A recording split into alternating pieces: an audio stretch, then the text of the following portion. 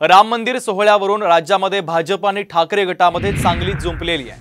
हिम्मत असेल तर 22 जानेवारीला अयोध्येमध्ये येऊन दाखवा असं आव्हान उपमुख्यमंत्री देवेंद्र फडणवीसांनी उद्धव ठाकरेंना दिलं होतं। त्यावर आता बाबरीचं घुमट कोसळताच पळून जाणारे डरपोक आम्हाला कसली आव्हानं देतात असा खोचक टोला राऊतांनी लगावलेला आहे।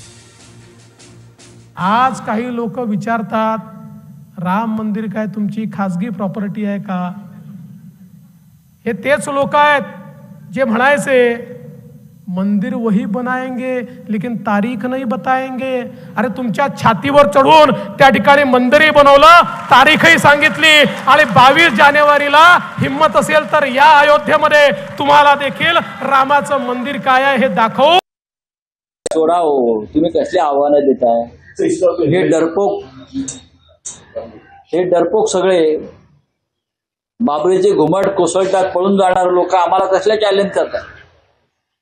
बाबरीचे घुमट कोसळतात जे पळून गेले बरं का, ढुंगणाला पाय लावून, आणि जे म्हणू लागले हे आमचं काम नाही, हे आमचं कृत्य नाही, बरं का, आम्हाला माफ करा, तेव्हा बाळासाहेब ठाकरेंनी तेव्हा तुमची हिंमत कुठे गेली होती?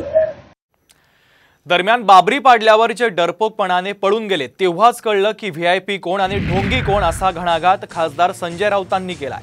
तुम्हाला व्हीआयपी मानत नसेल म्हणून सोहळ्याचं निमंत्रण दिलं नसेल अशी बोचरी टीका भाजपचे नेते गिरीश महाजन यांनी केली होती। त्यांच्या या वक्तव्याचा राऊतांनी समाचार घेतलेला आहे।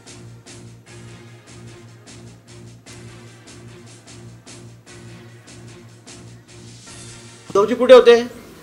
ते घरामध्येच बसलेले होते, ते काही तिथे कधी आले नाही, कधी त्या ठिकाणी आलेले नाही। आणि म्हणून तुमचं योगदान काय त्या ठिकाणी? तुम्हाला इतकं काय वाईट वाटतं मला बोलवलं जातं? तुम्ही साधे आमदार आहात, MLC, ते तुम्ही कधी विधानसभेत पाय ठेवत नाही, कधी येऊन बघत नाही, आणि म्हणून मला वाटतं की त्यांना बोलवलं काय नाही बोलवलं काय, कारण तिथे खूप मोठं VIP आहे त्या ठिकाणी, आणि म्हणून त्यांना एवढं वाईट वाटण्याचं कारण नाही। कोण VIP कोण सामान्य भक्त याच्यामध्ये हा वाद नाही।